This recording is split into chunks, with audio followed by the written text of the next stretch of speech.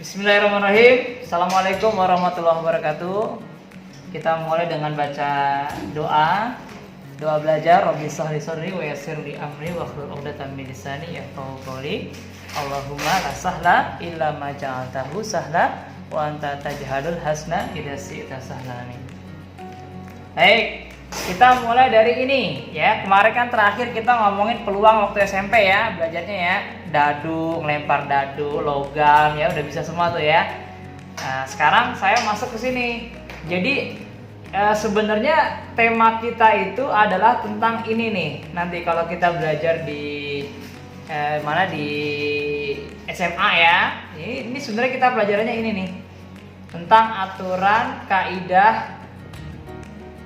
aturan kaidah cacah.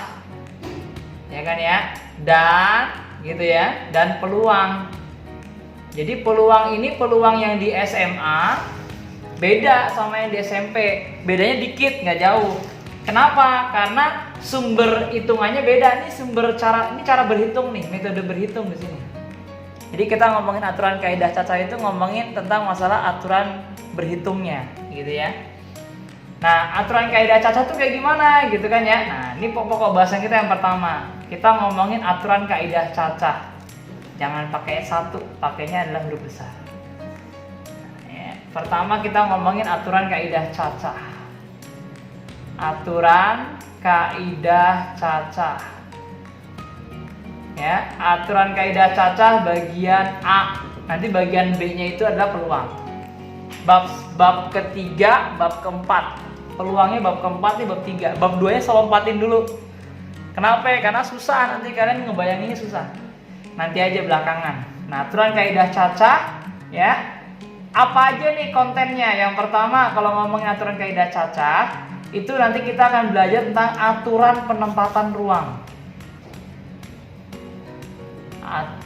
Aturan penempatan ruang namanya. Ya, saya kalau ngajar saya udah nggak pakai buku, soalnya udah di luar kepala saya semuanya. Yang kedua itu ngomongin permutasi. Permutasi ini ada 4. Sebagian buku ada yang nulis 5, tapi yang sering keluar 4. Yang ketiga ini adalah kombinasi. Saya kalau ngajar pakai buku malah bingung. Nanti kalau soal-soal dari buku aja. Mending gak usah pakai buku, jadi saya mengalir kalau ngajar. Ya. Nih.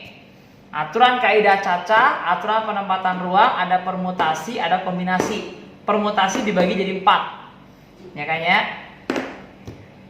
Mau di screenshot dulu? Ya, mau di screenshot dulu apa mau dipoto dulu screen? Lagi nyatet ya? Oh ya udah, oke. Ya silakan.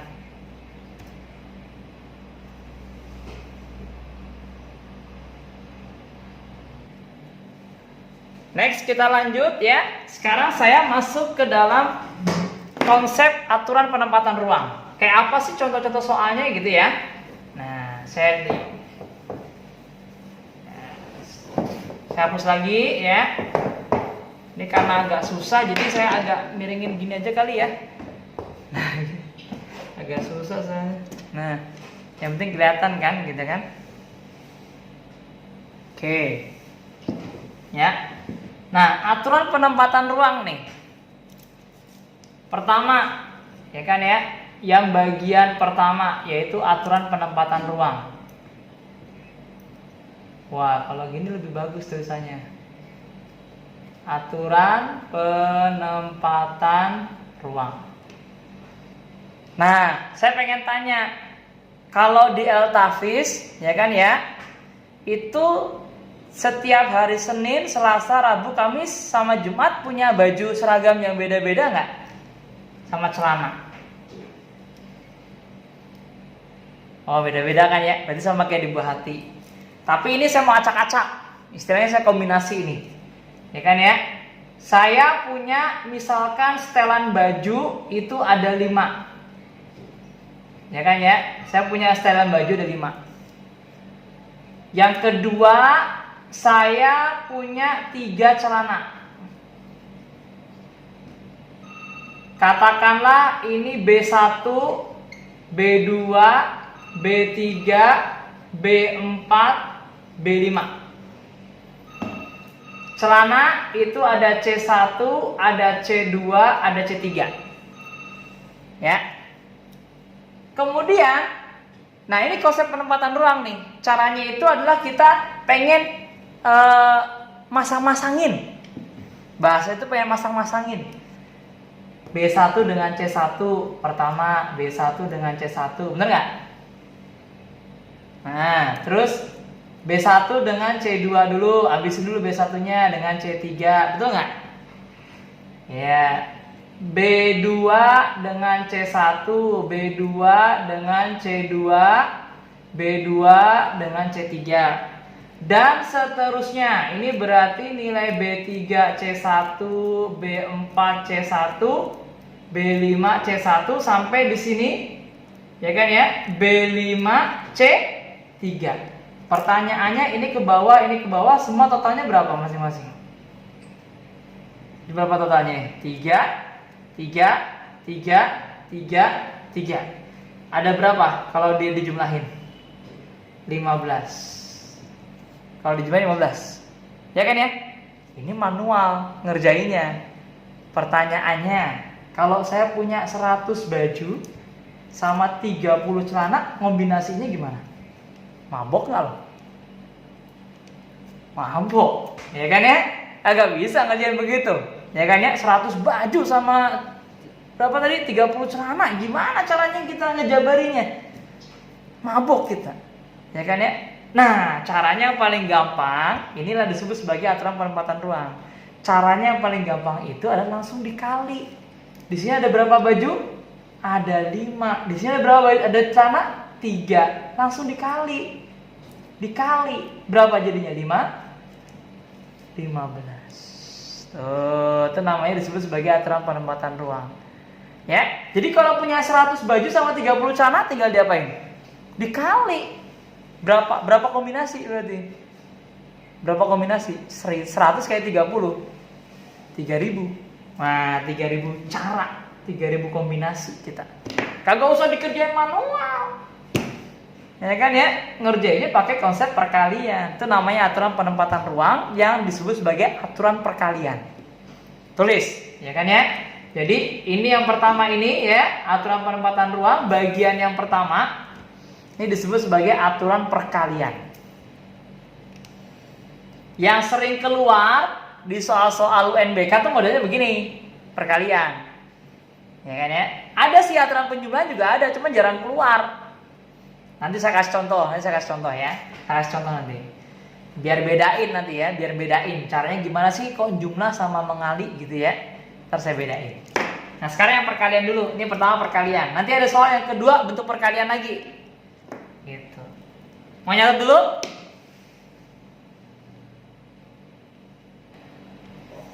Yang kedua, contoh kedua nih, biar kalian paham. Contoh kedua, ada lagi Pak model soalnya Pak. Nih model soalnya saya kasih tahu, ya kan ya. Saya itu mau jalan dari kota A ke kota C, tapi lewatnya kota B dulu. Ya, dari kota A ke kota B itu saya naik bis. Bisnya jumlahnya ada 3 bis. Suruh milih kita. Ya kan ya, nanti kita kombinasiin. Ada bis 1, ada bis 2, ada bis 3. Ini saya simbolin pakai namanya apa ya? Misalkan M1, M2, M3. Jadi mobilnya beda masalahnya. Cuma satu jenis, cuma beda ada 3 mobil gitu. Misalkan mobil apa ya istilahnya ya, mobil akap gitu ya, akap 1, akap 2, akap 3 gitu ya. Warnanya sama. Nah, B ke kota C itu ada 4 mobil. Ada 4 mobil. Nah, 1, 2, 3, 4. Biar bedain saya namanya N1, N2, N3, N4. Pertanyaan pertama, ya kan ya? Saya ingin jalan dari kota A ke kota C, ya kan? Perjalanannya berangkat. Berarti berapa cara? Ya, berangkat ya dari kota A ya, dari kota A langsung ke C ya, ke kota C. Berapa cara? Berapa cara? Kalau kita mau manual tadi ya berarti masang-masangin nih M1, N1. Ya kan ya, M1, N2. Bisa kan begitu kan? Mobil 1 sama mobil 2 yang di sini ya kan ya. Misalkan di sini mobil, di sini bis gitu ya. Mobil 1 dengan N3, mobil 1 dengan N4 gitu kan? Terus lagi di sini M2 dengan N1 dan seterusnya, M3 dengan N1 dan seterusnya. Totalnya ada berapa ini? 4. Ini juga 4, ini juga 4, berarti 12 kalau dijumlahin. Bener nggak? Nah, sebenarnya prinsip ini sama dengan prinsip perkalian. Ini ada 4 mobil, di sini ada 3 mobil. Diapain? Dikali 4 kali 3, berarti sama dengan 12. Sama nggak kayak tadi ngerjain baju sama celana, masang-masangin? Sama. Soal pertama, ya kan ya, soal pertama. Ya. Coba salin dulu, silakan.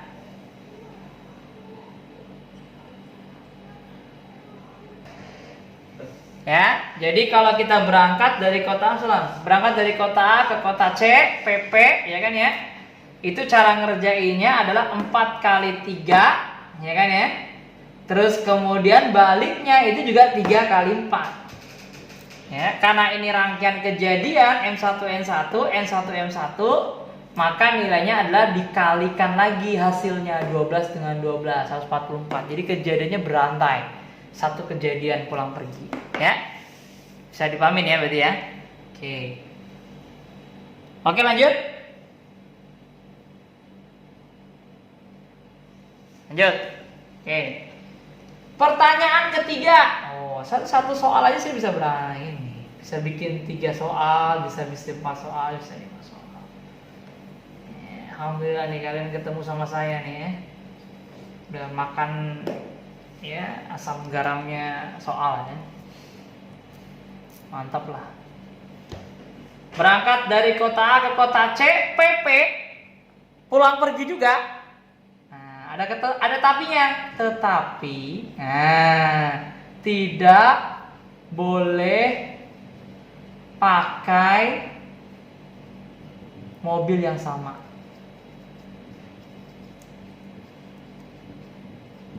Ya, berapa cara? Berapa cara, gitu kan ya? Berapa cara? Boleh nih kita kota A ke kota C, PP, tapi nggak boleh pakai mobil yang sama. Nah, gimana tuh? Ya, caranya, nah, kalau nggak mau pakai manual kan berarti kan begini kan? M1, N1, N1, M1 kan nggak boleh. Nggak boleh balik lagi N1, M1 kan? Dan dieliminasi kan berarti kan? M2, N2. Berarti N2 M2 nggak boleh, M2 N1 berarti N1 M2 udah nggak boleh. Ada yang dieliminasi. Nah kalau kayak gini ngerjainnya berangkat kita mumet juga, 144 biji kita gituin nggak bisa juga. Ya kan ya, ngabisin waktu. Nah caranya adalah begini. Ya, ketika dia pergi, ya kan ya 4 kali 3, ya kan ya. Tapi ketika dia balik pulang, ya kan ya, itu dicoret. Misalkan M1 N1 dia pergi, kan nggak boleh lagi N1 M1, berarti coretin satu-satu. Misalkan gitu ya, tinggal berapa? Tinggal 1, 2, ya kan ya. Ini 1, 2, 3. Ini kayaknya kebalik ya. Caranya di sini harusnya 3-nya. Astagfirullah dari tadi ya. Nah, sekarang 3 sama 4 nih kebalik nih ya. Kebalik, tapi untungnya angkanya cuma tinggal tuker-tukeran doang ya. Namanya komutatif ya. Nah, untungnya begitu. Jadi kalau seandainya 3 sama 4 ini perginya sama dengan 12, tapi begitu dia balik dikurangin. Ini tinggal 3, ini tinggal 2. Berapa? 3 kali 2, berarti sama dengan 6. Dikali loh, 12 kali 6, berarti berapa 12 kali 6? 72. Tuh jawabannya. Jadi kalau nggak boleh pakai mobil yang sama, dia dikurangin atu-atu. Ya kan? Gampangnya gitu, 3 kali 2 berarti 6. Ya kalau mau ngerjain pakai manual mah hitung aja manual. M1 berarti yang 1 M1 coret gitu kan ya. Tadi yang dari 144 biji tuh ya kan ya, di manual tuh pakai tabel gitu ngerjainnya 144 biji. Kombinasinya coretin yang sama. Ya kan? Tinggal segini, tinggal biji 2. Ya, setengahnya, separohnya berarti. Bisa dipahami sampai sini? Oke, ini aturan perkalian namanya. Dalam aturan penempatan ruang ini bagian yang perkalian. Bisa dihapus? Iyalah kan 3 kali 2, 2 kali 3 kan 6. Tapi kan yang pertama tadi kan 3 sama 4. Perginya 3 kali 4. Pulangnya kan dicoret satu. Gitu kan. Ya, sip. Oke, hapus ya. Nah, saya punya soal yang dia pakai aturannya adalah aturan penjumlahan. Ya, aturan penjumlahan. Nih, misalkan nih, ya kan ya. Saya buat begini. Soalnya ya.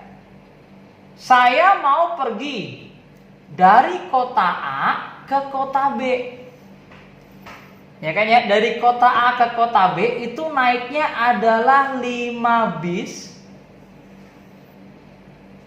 Terus pilihannya ya, pilihannya adalah 5 bis, 4 kereta api, terus kemudian 2 pesawat,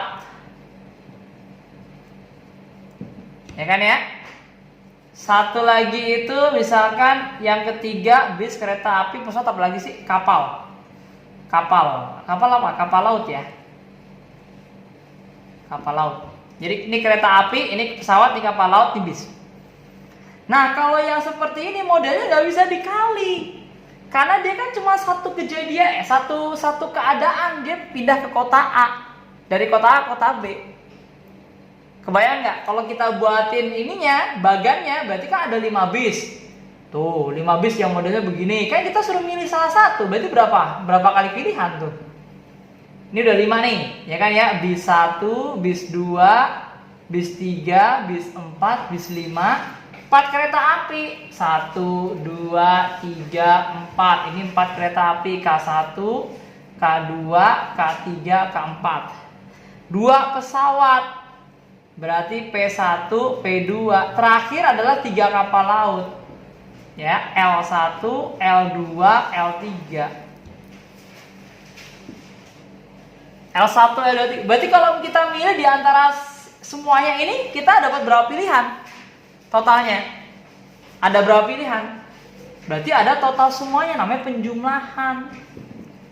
Totalin 5 tambah 4 tambah 2 tambah 3 sama dengan berapa? 14 cara. Jadi ada 14 cara kita itu pindah dari kota A ke kota B dengan menggunakan variasi alat transportasi. Gitu ya. Bisa dipahami habis itu? Ini bedanya. Ini adalah aturan penjumlahan, ya kan ya. Yang tadi adalah aturan perkalian ya. Bisa dipahami ya di sini ya. Buat catatan sendiri ya. Gimana tuh enaknya? Yang kedua, kita masuk ke permutasi sekarang. Ini bagian yang kedua ya, permutasi.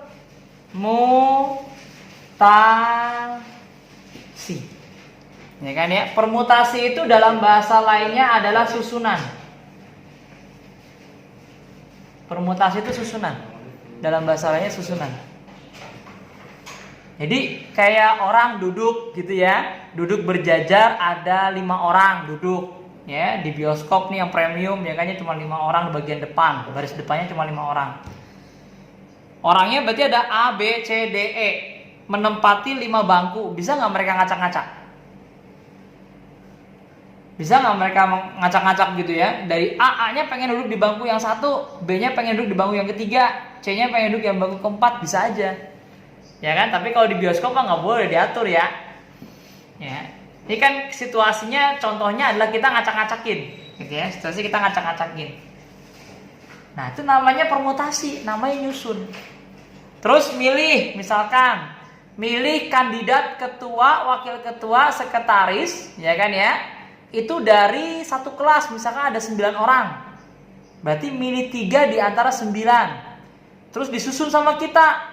Misalkan yang terpilih ABC, ya kan ya, si A, si B, si C. A-nya jadiin si ketua, B-nya jadiin sekretaris, ya kan, C-nya jadiin bendahara.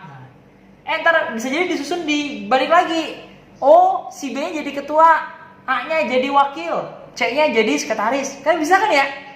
Sangat mungkin. Itu baru ABC. Nah, kalau ada 9 orang kandidat, berarti bisa A, bisa F, bisa B dong. Bener gak? Wah, nah itu kita mikir tuh, berapa cara ya kita milih? Wow, seru. Ya kan ya, kalau dalam matematik itu ada hitung-hitungannya semuanya. Ya kan ya, enak tuh ya kan ya. Ntar kalau mau bikin kuisis, lagi kumpul-kumpul sepupu di rumah, ya kan ya, bikin kuisis. Nih, sini gua kasih tahu nih, ya kan ya, ada soal nih, ya. Lagi game-game begitu ngumpul misalkan gitu ya. Bikin kuisis, mantap. Nah, permutasi ini ada 4. Pertama, permutasi ya dengan n unsur dan r objek yang sama. Nah, dan r objek yang sama. Ini yang pertama nih. Ya. Rumusnya apa? Rumusnya disebut sebagai faktorial, n faktorial. Ini rumusnya. Lah, apaan tuh faktorial, Pak? Bapak kan belum ngajarin. Oh iya, saya lupa. Ya kan ya? Nah, dalam bahasa kedua permutasi sama kombinasi nanti kita pakai menggunakan metode yang namanya faktorial. Sebentar, saya skip dulu yang di atas ya. Saya masuk di sini. Namanya adalah faktorial. Faktorial ini adalah metode berhitung. Ya, kayak penulisannya itu adalah n dengan tanda seru. Dibacanya n faktorial. Apa itu n faktorial? N faktorial itu adalah nilai perkalian ke bawah n dikali n-1 berkurang 1 dikali lagi n-2 dan seterusnya sampai perkaliannya terakhir angka 1. Kebayang? Kalau saya punya soal misalkan di sini adalah 5 faktorial, berarti 5 faktorial ini adalah 5 dikali kan turun 1 kurang 1 berarti 4. Turun lagi 1 berarti kan 5 kurang 2 3. Turun lagi 1, 2, sampai angka 1. Seperti bilangan asli tapi dia turun ke bawah dikali. Ini sama dengan berapa? 120. Misalkan. Ya kan ya? Pak, kalau 3 faktorial berarti berapa Pak? 3 faktorial itu 3 kali 2 ya kali 1 sama dengan 6. Pak, kalau 1 faktorial itu berapa Pak? Ya 1. Dan ada aturan main sendiri dalam faktorial. Kalau dia itu 0 faktorial, berarti nilainya sama dengan 1. Ini ketentuan teorema, ya kan ya. Jadi suatu hal yang nilainya harus dibuat jadi 1, 0 faktorial. Kalau minus boleh nggak Pak? Nggak ada. Karena nilai n itu adalah nilainya harus lebih besar sama dengan 0 to n. Bisa dipahami? Jadi kalau minus 3 faktorial nggak ada, ya. Bisa dipahami ya maksudnya ya.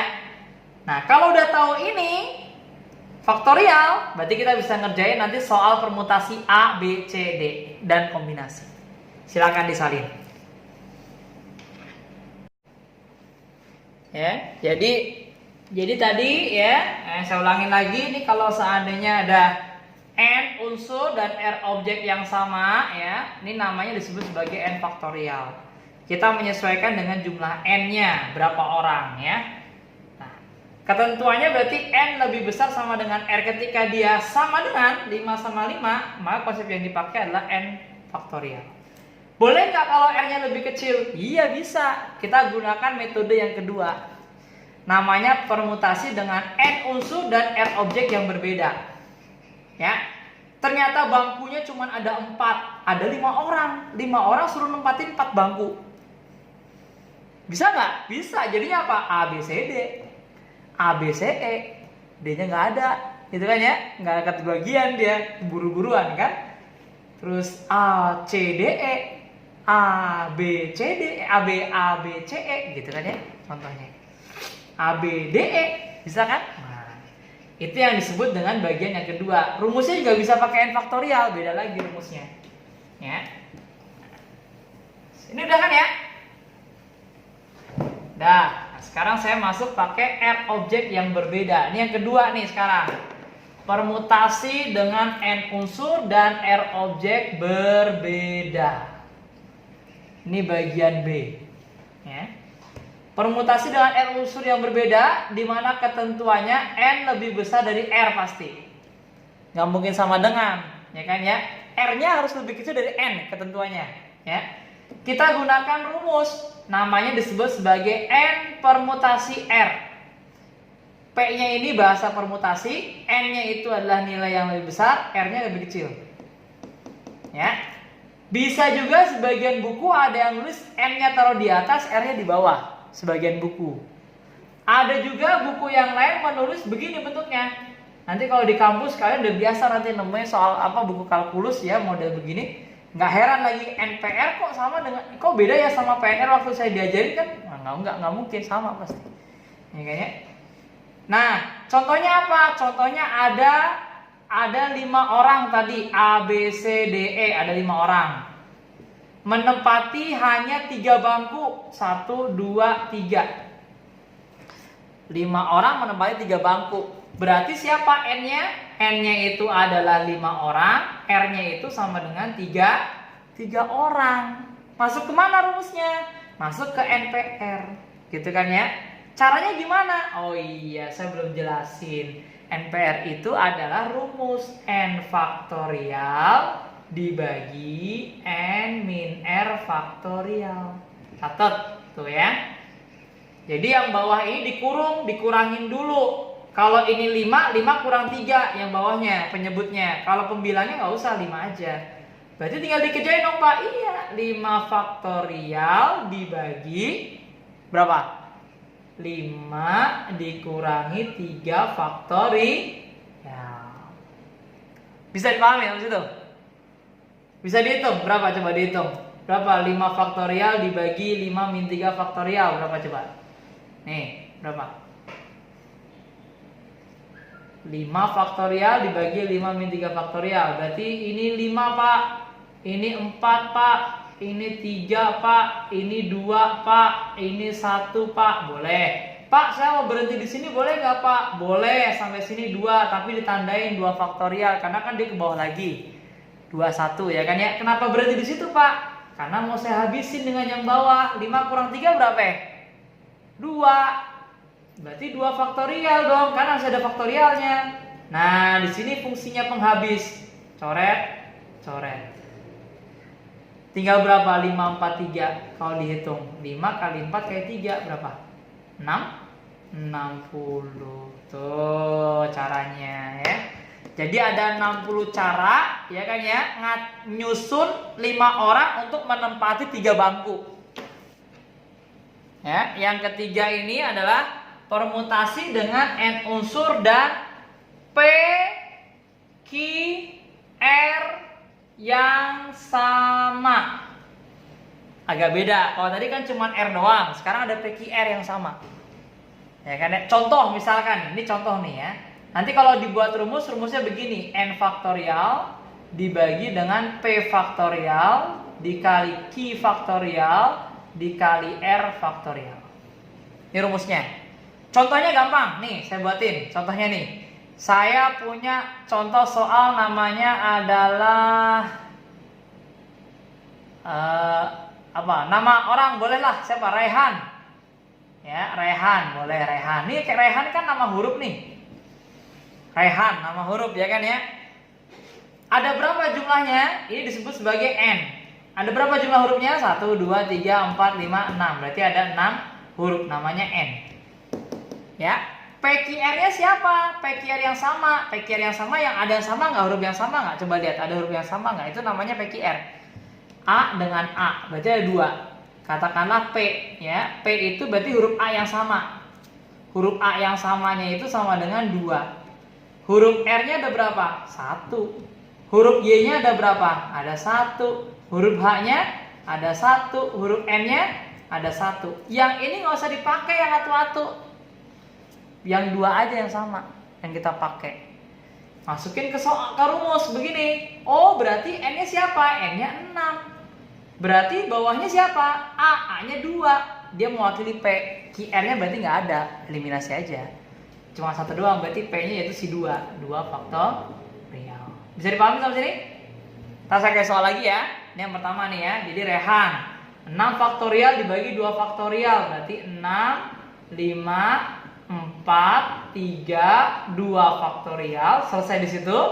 Ya kan ya, dibagi dengan 2 faktorial. Pak, kalau sampai 1 boleh nggak? Boleh aja sih, nggak apa-apa. Ini kan juga 2 sama 1. Masalahnya kalau ini sampai 10, bawahnya gimana? Di sini 12, di sini 10. Kita kerjain 12 gitu ya, 12, 11, 10, 9, 8, 7, 6, 5, 4, 3, 2, 1. Capek. Ya kan ya? Mending kita coret aja sampai 10 yang terakhir tadi. Kalau ini 2 ya 2 habis. 6, 5, 4, 3, 6, 5, 4, 3. Berarti berapa hasilnya tuh? Perkaliannya. 6 kali 5, 30. 4 kali 3, 12. Berarti 12 kali 30 berapa tuh? 360. Ya kan ya? Berarti 360 cara. Ya kan ya? Kita bisa mengkombinasikan bentuknya. Karena ada yang kembar soalnya. Hurufnya kembar. Ya. Gitu. Ntar saya punya satu soal lagi. Ya kan ya? Hurufnya yang lain. Hurufnya yang lain. Udah disalin?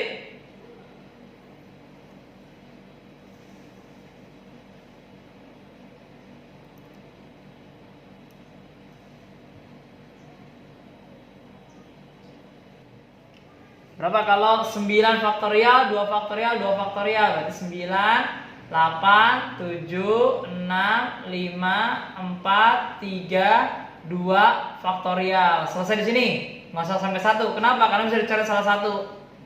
2 faktorial dengan 2 faktorial.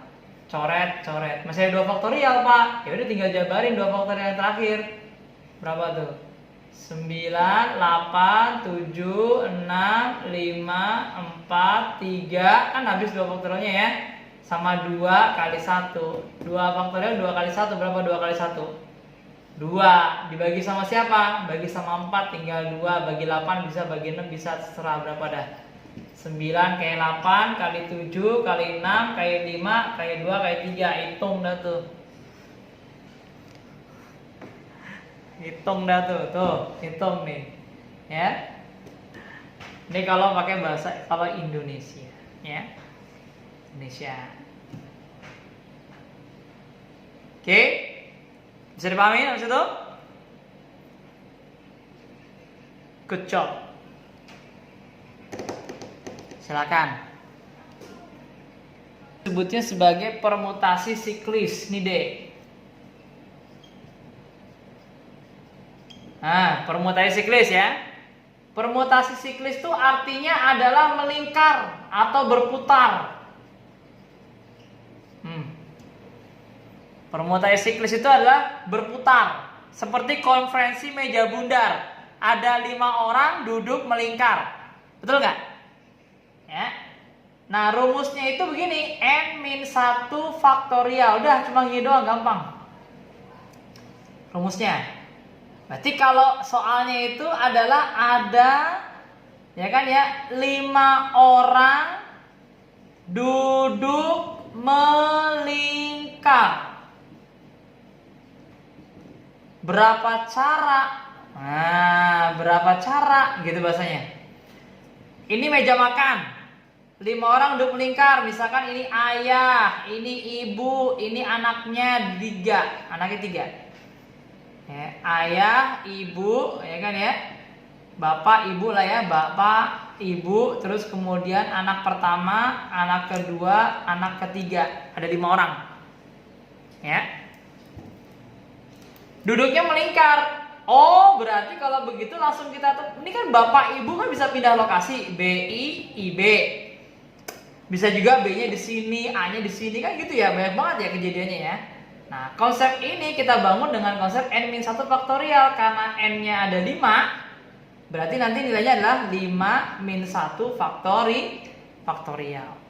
5-1 faktorial itu sebenarnya berapa? Ya berarti 4 faktorial. Berapa 4 faktorial? 4 kali 3 kali 2 kali 1. Berarti berapa? 24 cara. Gitu caranya. Gampang. Yang siklis gampang ya. Silakan disalin.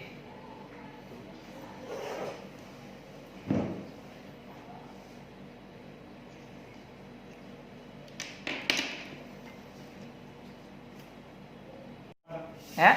Nah, ini saya mau bedain lagi. Sekali lagi nih ya. Kombinasi ini bagian yang ketiga. Kita versusin sama permutasi. Ya kan ya?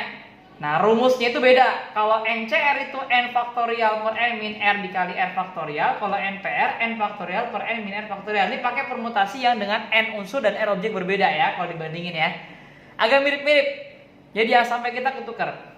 Gitu. What is the difference? Apa itu bedanya antara kombinasi sama permutasi? Selain rumus, apa bedanya? What is the difference? Apa perbedaannya? Ya, kalau kombinasi ini sifatnya itu adalah opsional. Memilih. Kalau permutasi bahasa kata-katanya itu udah menyusun. Beda. Ya kan ya? Saya akan memilih 3 orang dari 20 orang di antara kalian untuk saya jadikan ketua, wakil ketua, bendahara. Milih. Itu berarti pasti kombinasi. Saya ingin milih kalian di antara 20 orang ini 3 orang saya ambil ya untuk saya jadikan ketua, sekretaris, bendahara. Saya susun.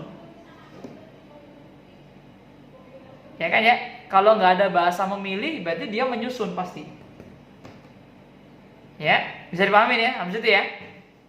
Beda kata-katanya. Dia memilih, ini menyusun, optional. Ya kan ya? Nah,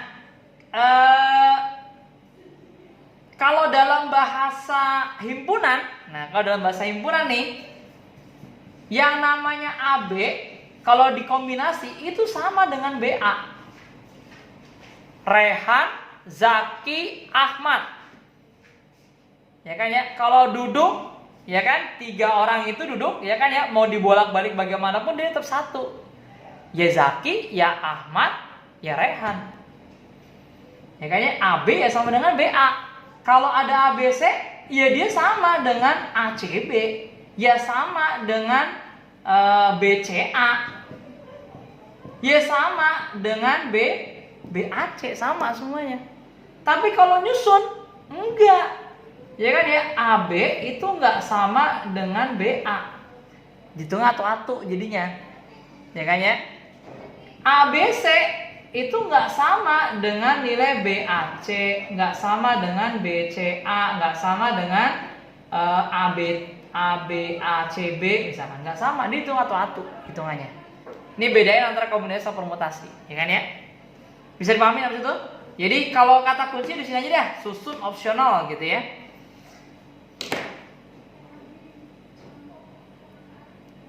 Mau disalin?